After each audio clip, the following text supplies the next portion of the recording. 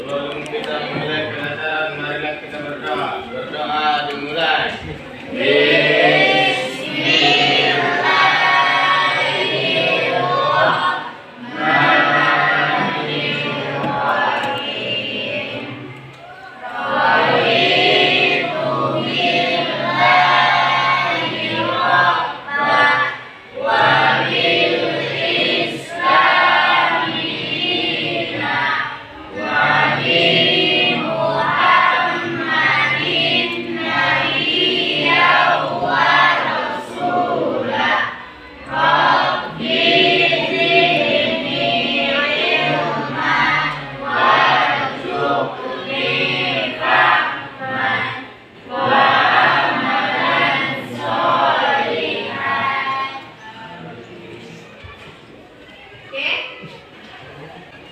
Rahmat.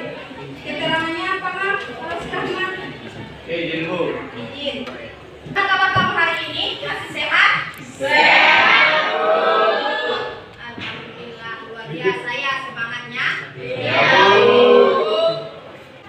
Sebelum kita ke materi, judul besarnya itu kerjasama internasional. Tapi sebelum kita bahas lebih lanjut, apa yang kamu ketahui tentang kerjasama internasional? Kerjasama antar dua negara. Boleh berdiri, Nak? Boleh? Sebutkan nama. Ratu Angelina. Ya, silakan.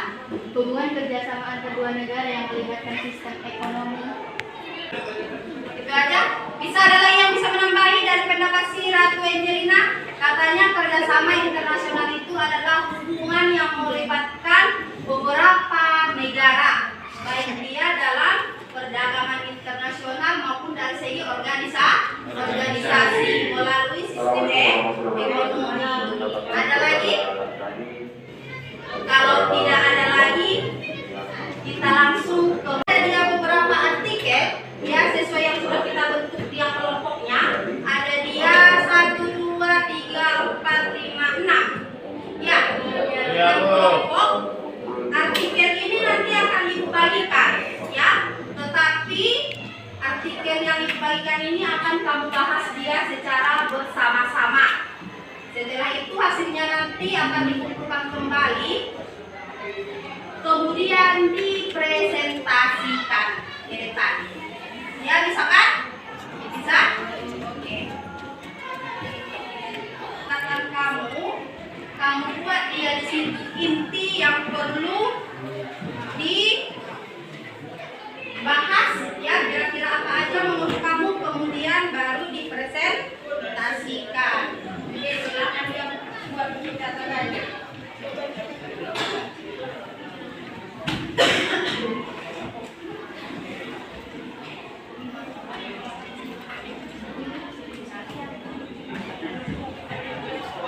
Ya, silakan dikerjakan di buku masing-masing. Kemudian hasil diskusinya itu baru dipresentasikan ke depan. Hasil diskusi. Warahmatullahi wabarakatuh.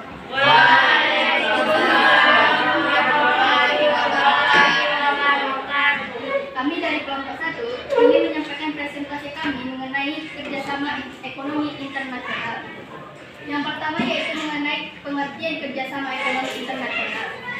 Kerjasama ekonomi internasional adalah hubungan antara suatu negara dengan negara lainnya dengan memegang prinsip keadilan dan saling menguntungkan. Faktor pendorong kerjasama ekonomi internasional adalah setiap negara memiliki kondisi geografis dan sumber daya manusia yang berbeda-beda. Maka dari itu, suatu negara tidak dapat memenuhi kebutuhannya sendiri. Selanjutnya, tujuan kerjasama ekonomi internasional akan dibacakan oleh teman kita. Adapun tujuan kerjasama ekonomi internasional adalah 1. Memenuhi kebutuhan dalam negeri akan barang atau jasa. 2. Memperluas pasar hasil produksi barang atau jasa atau memajukan perdagangan dunia.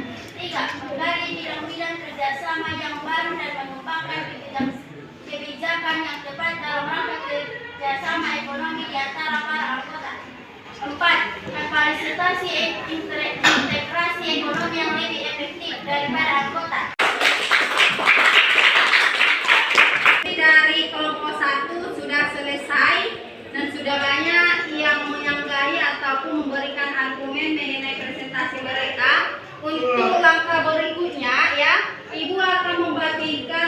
lembar kerja yang berupa soal ada dia pilihan ganda beserta dengan uraian. Jadi Ibu harap dari masing-masing kelompok nanti ya secara bekerjasama akan menjawab pertanyaan yang ada di lembar kerja. Kemudian hasilnya itu akan dikumpulkan kembali sebagai nilai masing-masing kelompok. Ya, oke, langsung Ibu bagikan ya. Selesainya. Silakan dikerjakan masing-masing kelompok yang berupa pilihan ganda beserta dengan uraian. Di situ aja dijawab, ya. Pilihan ganda.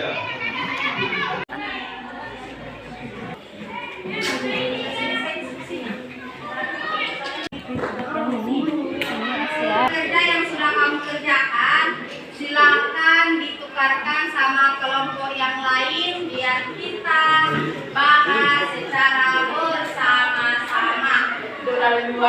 Ayo pertukar ayo ada yun. Jauh beres.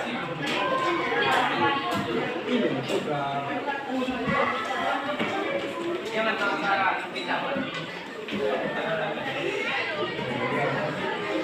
Udah selesai ditukarkan dengan kelompok yang lain. Udah masuk kita soal nomor 1. Materi kita hari ini memang sudah kita kuasai. Ya kan? Oke, kalau begitu materi yang Ibu bagikan tadi berupa artikel ya boleh kita kembali ya kan? Ya. Oke,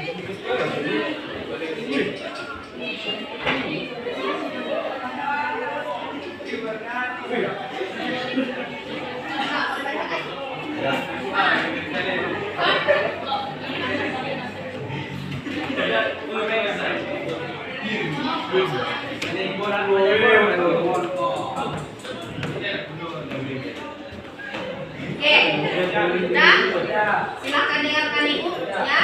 Materi kita hari ini berarti sudah selesai, yaitu materinya hubungan kerja sama internasional. Kerjasama internasional itu adalah hubungan yang dilakukan oleh satu negara dengan negara yang lainnya dengan melalui kesepakatan ya serta berdasarkan prinsip keadilan dan saling menguntungkan. Sementara kalau dia faktor pendorongnya adalah untuk menjalin hubungan kerjasama dalam bidang perdagangan internasional sekaligus bisa membutuhkan negara masing-masing. Kalau dia manfaatnya sudah banyak kan, manfaatnya ada yang saling menguntungkan.